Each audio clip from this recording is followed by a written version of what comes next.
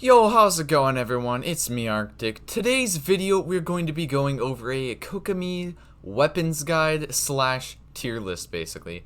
This is going to cover basically all of the weapons that are currently in the game. However, I am also going to touch up on the upcoming weapons like Diamond Visage a bit, and where I think that's going to actually factor into what weapons are good on here. Once again, this is going to be on a list of what I think is going to be good on Kokomi and what I think is not going to be very good or very valuable for certain like builds, you know.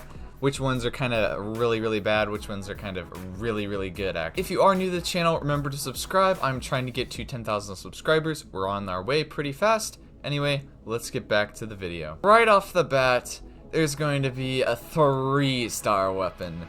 And this one is the Thrilling Tales of Dragon Slayers. This one is going to be actually pretty decent on Kokomi. Basically, since it has an HP substat, which is going to factor into Kokomi's overall like damage scaling with HP. Since she doesn't have like crit rate and that kind of stuff, this weapon actually becomes a little bit more viable. Also, its passive is extremely good for team support. So if I end up rolling for Kokomi, I think I probably will use this weapon actually. And so I'm gonna say that this one is insane, basically just because of its good supporting capabilities and also general synergy with Kokomi. There are going to be options that are a little bit better. I think like Diamond Visage will be a little bit better, and so we're going to put that up higher than this one, I would say. But because Diamond Visage definitely has a passive that factors greatly into her like main DPS kind of viability, main overall kit, scales very well with like HP %, and so I think it's going to be a pretty insane option. So that's going to be represented by this Eye of Perception.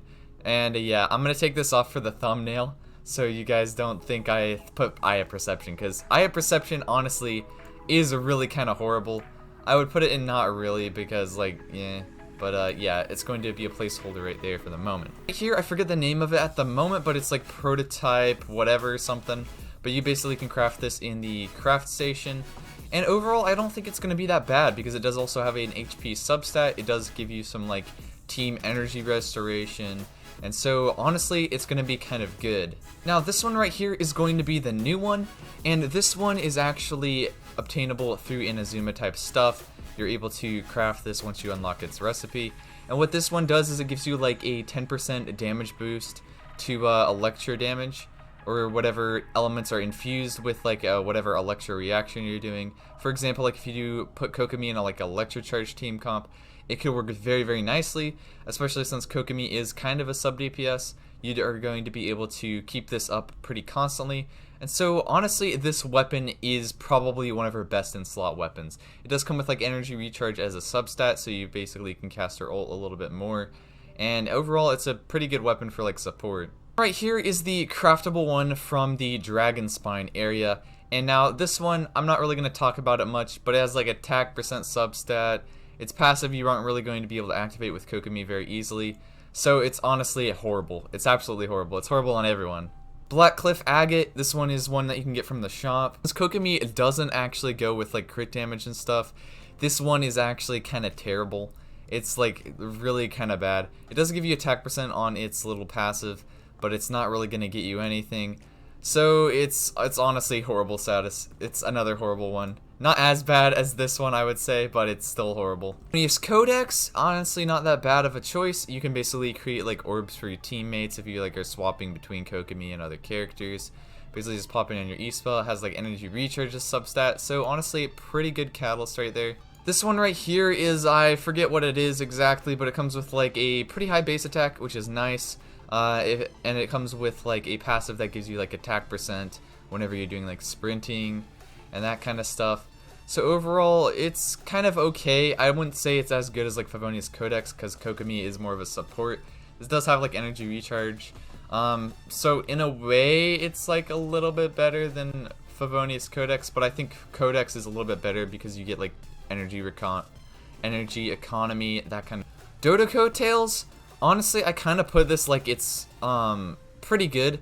Like Dodoko Tails is pretty good because it does give you that like charge attack damage boost, and also if she doesn't scale off of HP with her substat, it's going to be pretty nice. So for that, I'm gonna put it in the insane category just because it is a really good option actually. Mapamare isn't that bad. It's a craftable one as well. I think it gives you like elemental mastery, something like that. And so I would put this high good tier. It is pretty good overall. If you are going for like reactions, yeah, it can be pretty good. Although I think Dodoko Tails will still probably outperform it. Sacrificial Fragments could honestly be extremely good if it's able to like reset the cooldown of her elemental skill, and so you could have like 2 of their little companions on the field at a time doing like sub DPS. That could honestly be extremely good. However, since we don't know of anything about that, I'm gonna just put this in the good category.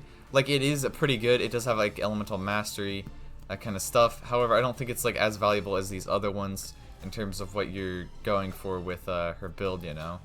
Royal Codex, this is the one that you get from like the shop as well. This will actually increase like your crit rate by a certain amount of %, but I think it might actually stack up onto your actual kit.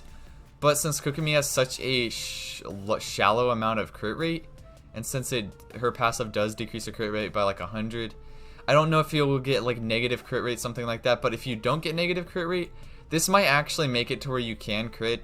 However, I think it's like generally okay, but not really is where I would put this, because it's not really going to be that good at all, just because Kokomi, you can't really use this passive at all. Pearl is the battle pass one. It's kind of in a similar situation where it's not really going to help give you any damage boost on its like crit rate, but it does have pretty decent stats, so it's honestly okay, and its passive basically makes it to where your auto attacks are going to increase your elemental skill and burst damage, and overall I think it would actually be pretty okay.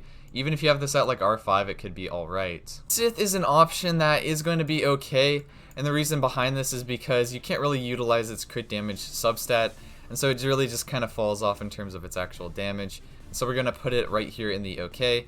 You can get some extra elemental damage bonus from its like little passive, and so I think it still has value. Same thing with like its elemental mastery, it still kind of has value. But like overall, it's not really going to be that good. But you could say it's basically on par with Solar Pearl. Like, either one of these is still going to be pretty okay. I would say it's maybe a little bit better if you are running like a Cryo 4-piece set, because how the Cryo 4-piece set is it applies like crit rate to the damage you're doing, not the actual character. But we still are waiting for confirmation on whether or not 4-piece Cryo actually works with Kokomi. And now getting on to the 5-star weapons. This one right here, this one is one that basically increases your attack % when you're like dealing damage to enemies. As long as you're shielded, it's going to be doubled basically. And it does come with like attack % as a substat, so it might actually be pretty good on Kokomi. I'm going to actually put this in good tier right here, just because if you are building around Kokomi as a DPS, this might work if Kokomi does use a lot of her attack. Skyward Atlas right here, honestly I'm going to put this in good tier as well, because I think this is one that basically gives you that attack %. And so honestly, I might actually put this one up here with like high kind of S tier, you know? Not quite as good, I would say, depending on what you're going after, but this does have like a... But this weapon does basically spawn these like little enemy things that'll like attack enemies and basically deal a little bit of DPS, and it has attack %, so it's not that bad of a weapon overall. The last 5-star one, this one is I think Sacred Prayers to Sacred Winds or something like that. This one gives you crit rate, I think, so really right there it becomes kind of less valuable. Its passive does give you like elemental damage %, but it's honestly kind of not that good, so I'm gonna put this one like kind of low tier. You know, it really is kind of low tier. But overall, I think these are going to be kind of the best options for Kokomi in terms of actually usability and whatnot. Let me know if you guys are going to use some of these options over certain things. Now, these can be used better in different builds. I realize that, guys. So, like, just putting these in, like, S tier doesn't necessarily make sense for some of these. But, yeah, overall, I think this is generally the list of what I would use from, like, insane, good, it's okay, not really horrible. Like ones I would never use to ones that I definitely am considering using.